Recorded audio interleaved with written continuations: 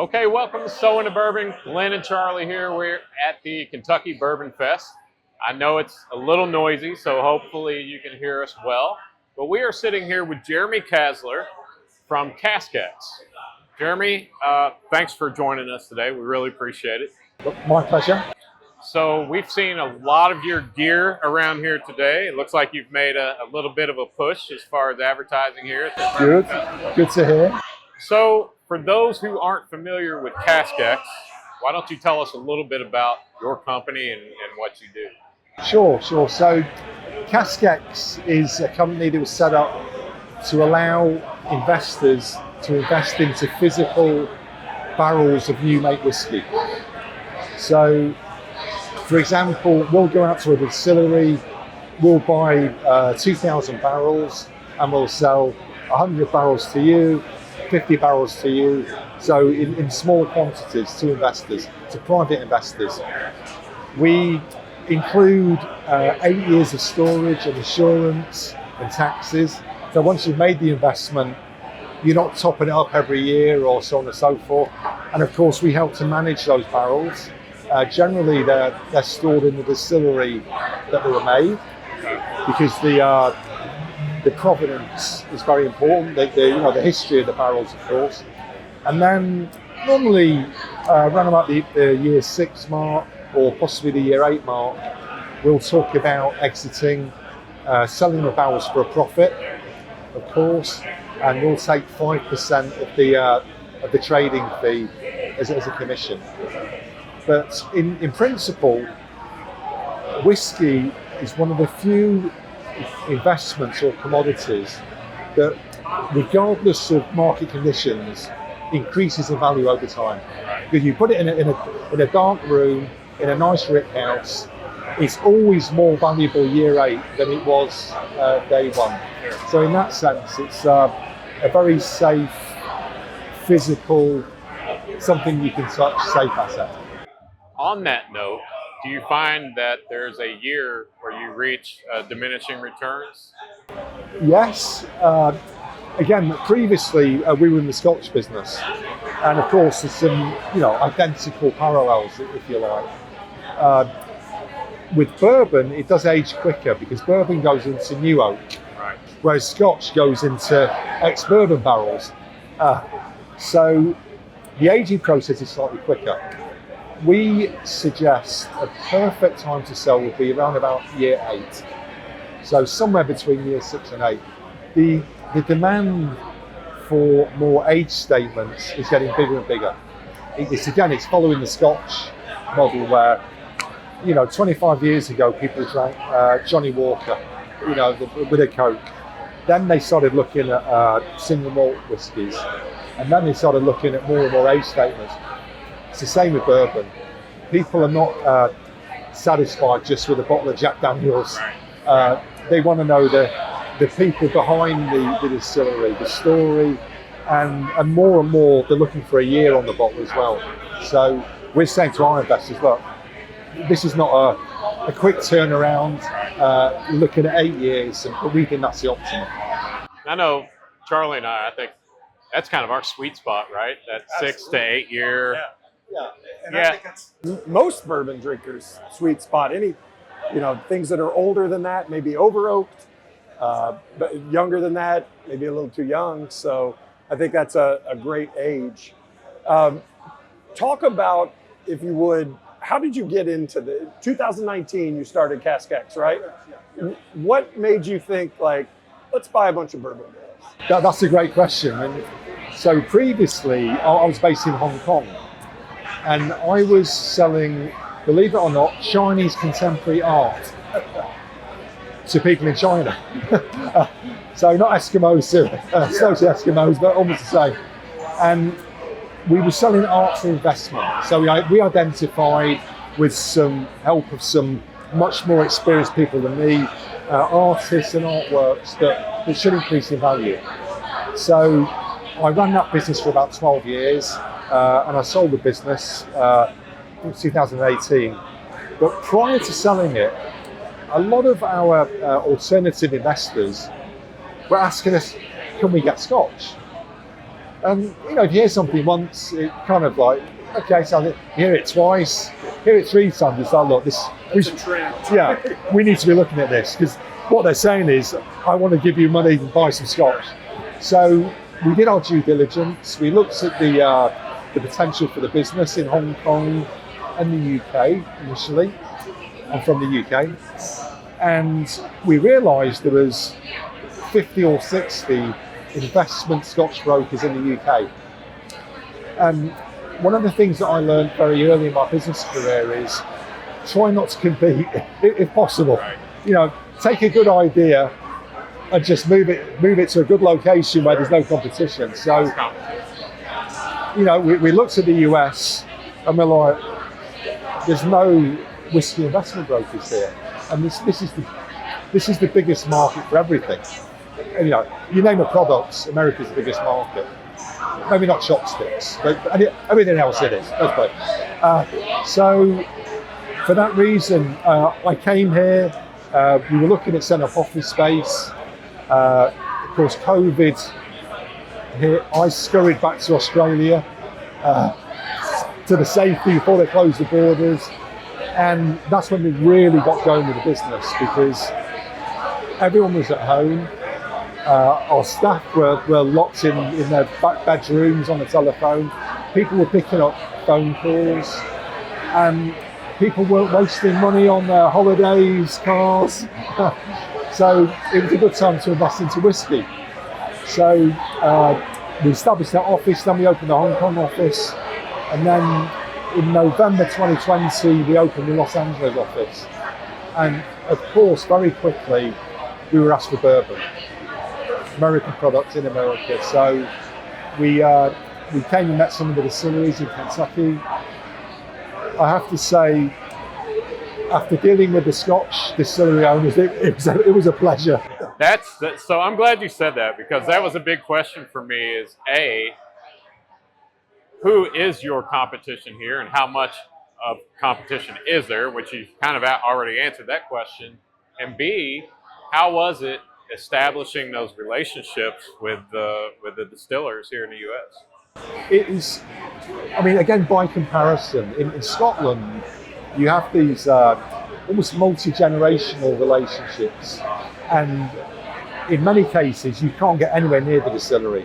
You might be selling their barrels, but they keep you at arm's length, and they'll deal through these, you know, like I say, multi-generational distributors. In Kentucky, we spoke to the Kentucky Distillers Association. We said, look, this is what we want to do.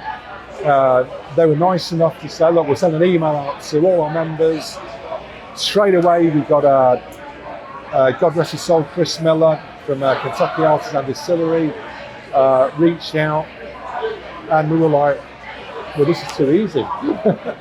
You know, these are actually really nice people that I can become friends with, not just their business partners. And it's something we really treasure, is the relationship we've got with the distilleries as well.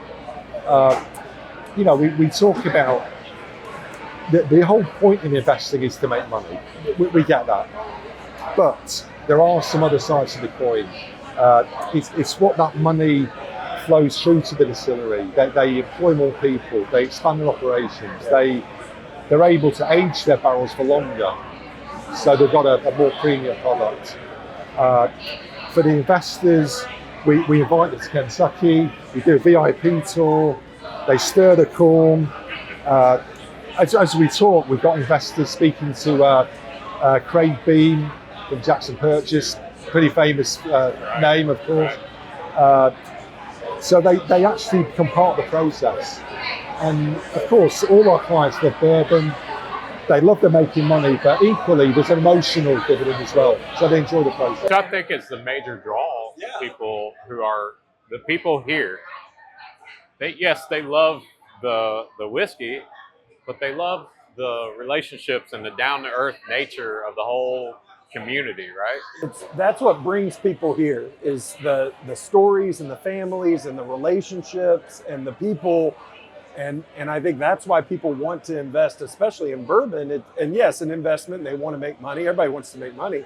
but they want to feel like they're a part of something that they normally would never get the opportunity to be a part, to own a part of a great history and a product that they love. I mean, you said it perfectly, absolutely. I mean, and again, the distilleries that we deal with, they're all privately owned. So that money is not flowing through to shareholders in New York or overseas, or, you know, it's a little bit like, I think, when you go to a restaurant, the best restaurants, the owner's always there. You know that. When they start making these chains, you know, they're owned by a board. It's never quite as good as the old guy with a moustache in the corner sort of thing. So, yeah, no, we really treasure the relationships that we've got, not just in Kentucky, but in Tennessee and one or two other places. And it's a wonderful feeling. So I have a question about your investors specifically. So did you find that the investors who were more than willing to invest in the Scotch, were they reluctant to move to bourbon, or do they just not care? They just want a return on their investment? No, I think some did, some didn't. There's some people say, I only drink Scotch, I'll only invest in Scotch. And we get that, there's plenty of opportunities. Others, I only drink bourbon, I'll only invest in bourbon. What we try and promote is, look, have some Scotch, have some bourbon. There's lots of different opportunities that we can offer. Diversify your portfolio. Yeah, exactly. I mean, we would like to move into rum. Oh, that's all. Yeah, the only caveat I feel is that I like the fact that our bourbon is in a federally bonded facility in the US. You know, it feels a bit safer than it does in Central America. Rum in the islands is a little different world down there. Yeah. I bought all these barrels, where are they? But there are a number of American rum distilleries. So that's what we're looking at. I feel for everyone's safety, let's store it in the USA. So that's probably the next step. So another question I had is, are you a whiskey drinker?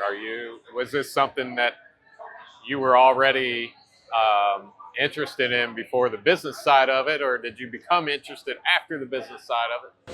I've been very fortunate. The three main businesses that I've started that's been successful, the first one was wine.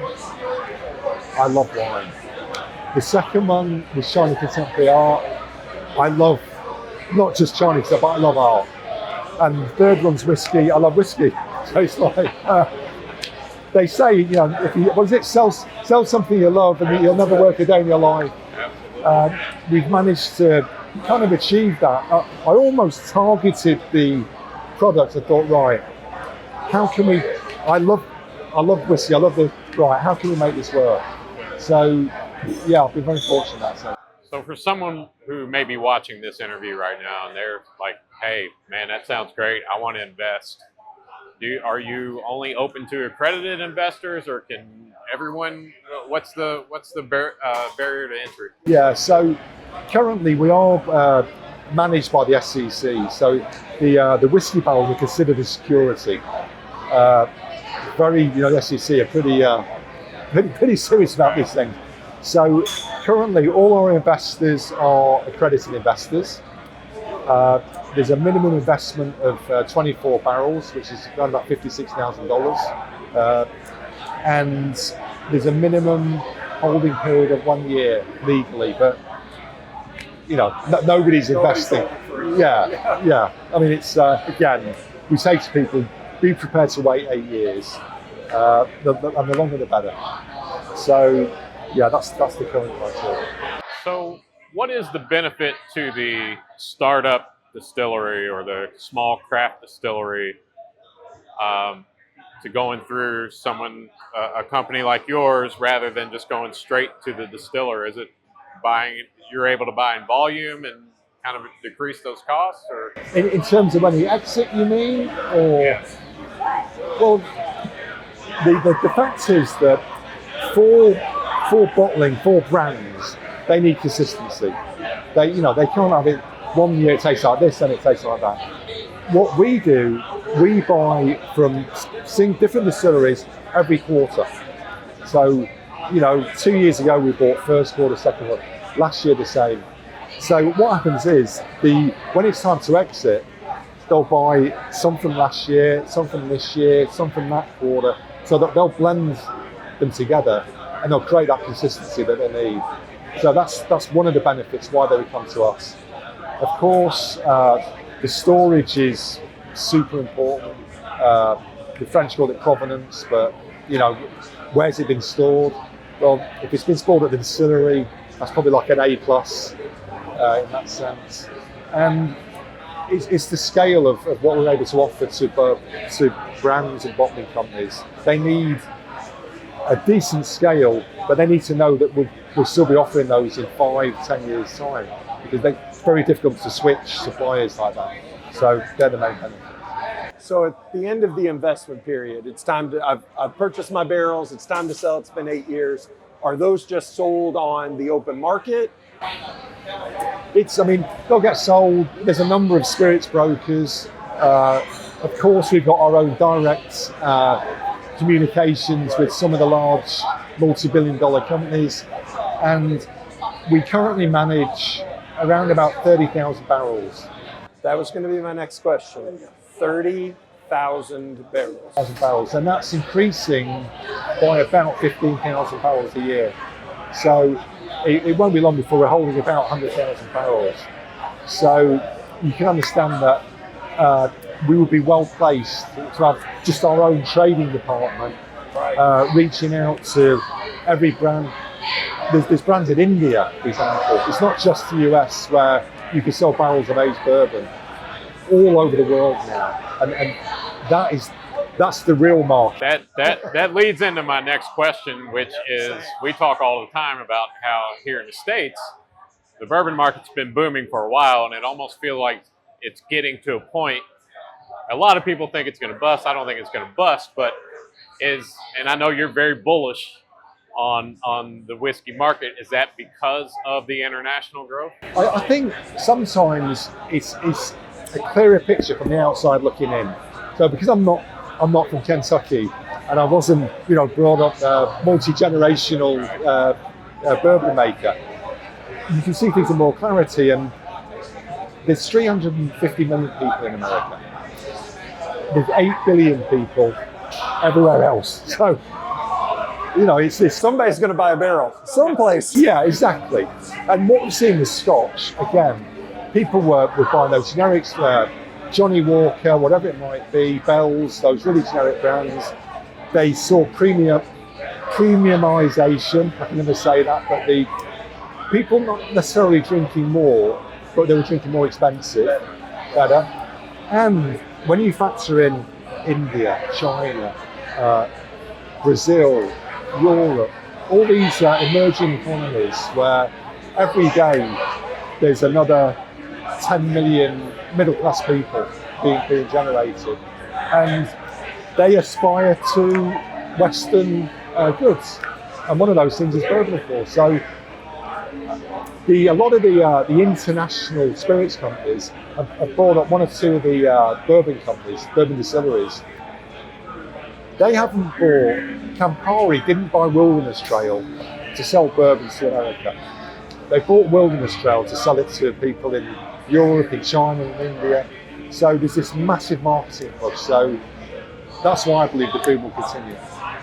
And we don't want to keep you too long, so just to kind of wrap things up here, is this your first time to the Bourbon Festival, or are you here every year? No, we were here last year.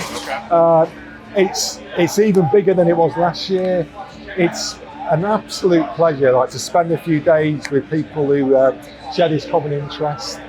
And we realise that it's not just about the money. It's bourbon is not made for people to make profit on. It's made to consume and enjoy and share with friends. So it's coming to events like that reminds us, and we need reminding sometimes, to be honest. So what are you drinking right now? What are you drinking at home when you get home from a long day on the road and you just want to have a nice pour? I like Bardstown. I like most of their range. Generally, I prefer a wheated where possible. We're running a spin to win where we're giving away shots of Pappy, so I'll be sneaking 1 or 2 of the Pappy. Where is this?